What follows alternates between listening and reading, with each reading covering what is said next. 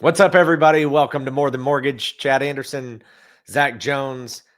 I'm inside, but I don't care. I'm protesting the snow from last night. This is absolutely unacceptable. And, maybe it's December, Zach, but I don't care.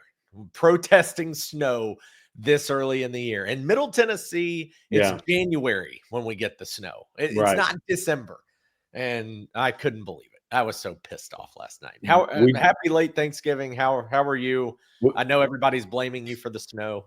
yeah, we just, I kind of feel like we added an extra 5 weeks to the snow window, which is, I usually think of that snow window as like maybe 6 or 7 weeks from the second week in January through the end of February.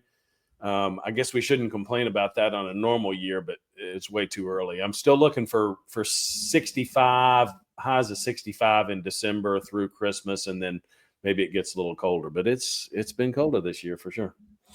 Uh, all right. Well, let's get into some things maybe a little bit warmer, which is the spring season.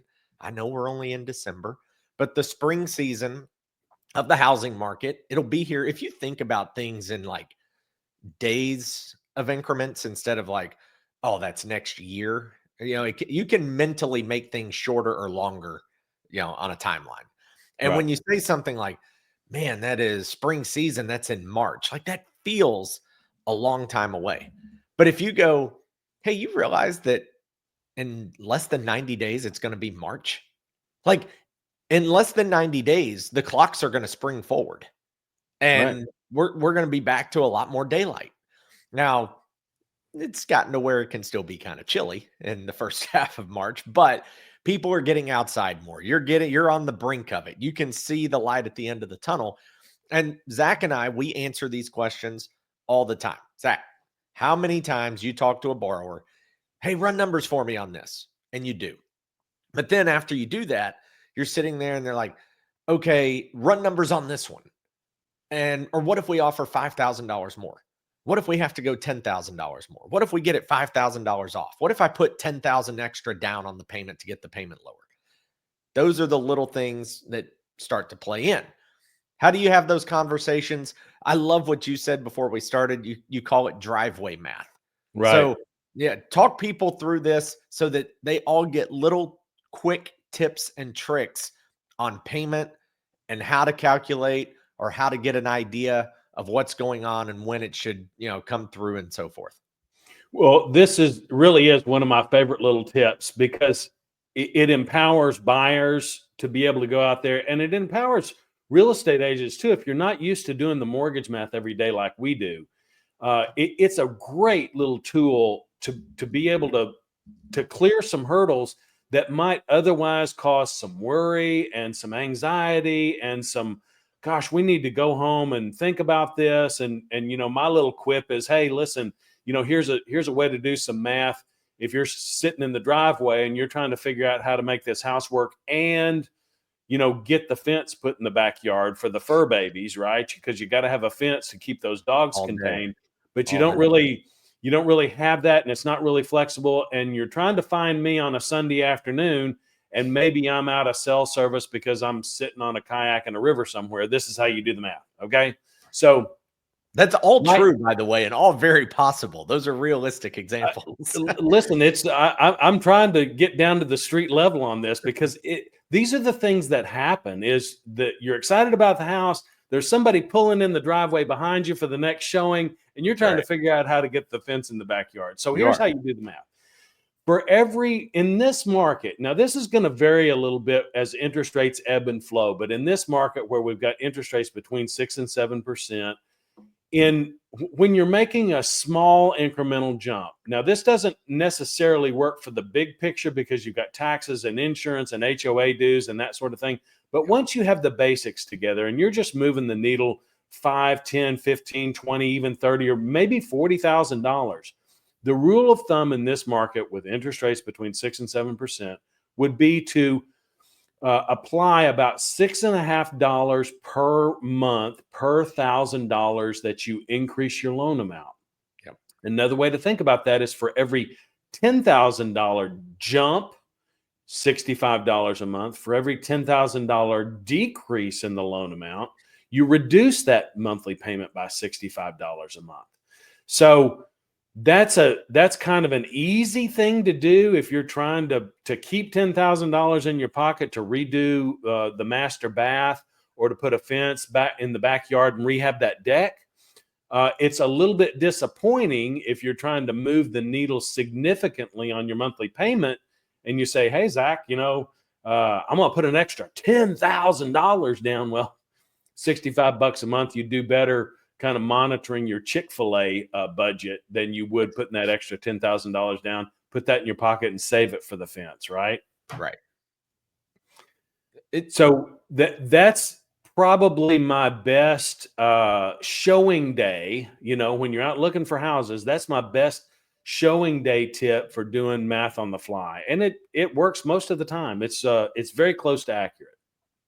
And you and I have done a lot of videos on this, and it's been a fraction of the total video in previous episodes. So, one, I mean, just go to any of these channels right here: YouTube, Instagram, Facebook, Zach Jones Loans, Mortgage Dad Chad. If you go check those out, we've got channels that have a lot of these videos already put out there where we have already hashed out a lot of the details. So, again, this is more of, people don't realize how little the needle moves sometimes. And that's the one that always gets me, because I'm big on a few different strategies, but the needle moves so little. If you offer 400 and it ends up being 399, like Zach just said, $6.50. You're just dropping zeros on each end, right? Yeah. So if it's 650 per 100,000, well, if you drop a zero on the 100,000, it's 10,000. You drop a zero on the 650, it's now 65. It's just that third grade type math where everything is congruent together. So if you're, like I said, driveway math, I don't know if we can afford it. Also, the other thing, like, I don't know about you, Zach, but I have this feeling. I'm very, very convicted with this. If you're out shopping in a certain budget, I'm not condoning spending recklessly. But if you truly sit here and go, all right, this is our price range, right? And if you can't, I've had this conversation with two people, not about houses, just simply about monthly budgets lately. People who are like, man, I need more money in my savings. If you're out and it's truly within your range and you're not maxed out to the gills, and $10,000, which is $65 a month, makes or breaks making an offer on a home, closing or not closing, like, you're shopping out of your budget, or you Right. need to look at your real budget. And what I mean Right. by that is, I talked to somebody, I'm not kidding, had an honest conversation. I'm very guilty of this as well. We all do this as Americans. How many times you go to Starbucks a month? How many times did you order DoorDash when you could have just gotten up from the desk, driven to the restaurant? And I'm not talking about not eat the lunch. I'm talking about save the $11 on the delivery fee. Right. The delivery fee and the tip. How many times do you do that per month? How many times do you subscribe to Apple TV and watch one show? How many times do you subscribe to Google Drive for storage and you only use a quarter of the amount that you subscribe to? Like, I just guarantee people that if they look and they start like breaking down, like, just print out your bank statement, your credit card statement, just go straight down the list and go, okay, how much money have we kind of wasted here? Right. So, not to get off topic, but when we have those, people who will say, hey, this is too much. It's like, if $65 is too much, you're in the wrong price bracket. You Right. need to shift. But back to Zach's point, like, it's the easy math. So yeah, 10 grand. And you can even divide that in half. So 5,000 would be $32 a month. So forth. Like, it would just be on and on and on as far as you want to break it down. Yeah, and that fits into what you were saying about, looking at the budget and being shopping in a reasonable territory. It goes into my kind of hierarchy of real estate too. I say number 1 is the right house, number 2 is the right price, and number 3 is the right rate. So the right house is always going to be number 1. And if you can't find $65 in a month in your monthly budget to buy the right house to make a a $300,000 or $400,000 or $500,000 investment, Right. then you just got to you've got to relook at what you're doing in the house hunting territory, because you may be a tier above where you need to be. So that's really, again, this is my best tip, and it really is a game changer, I think, for real estate agents to really learn that math and be able to do it on the fly. Because when you're talking about making an offer, you need to be able to understand what these movements look like.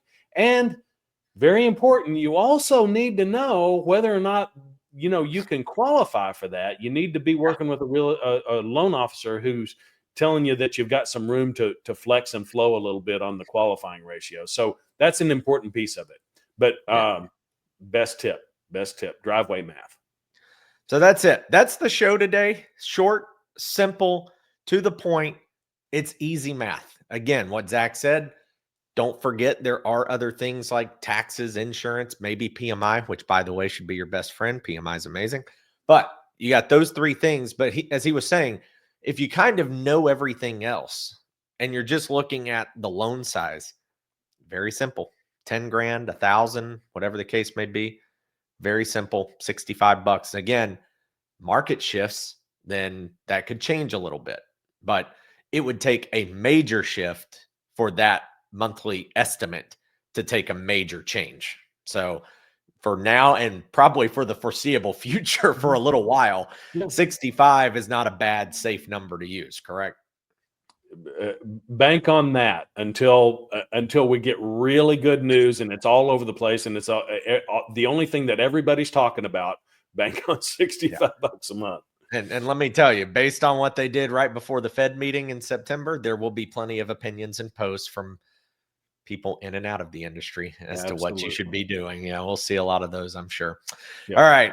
For Zach, I'm Chad. Thanks for hanging out. Like, subscribe, download, hit the bell, comment, DM if you'd like to chat it up with us, ask questions, run a scenario. We'd love to help. Appreciate everybody. Hope you had a great Thanksgiving. Few more episodes coming up before Christmas holiday, New Year, and already rolling into 2025. Crazy to believe that we're already there, but Here we are. So have a great one, everybody. We'll see you next week. Thanks for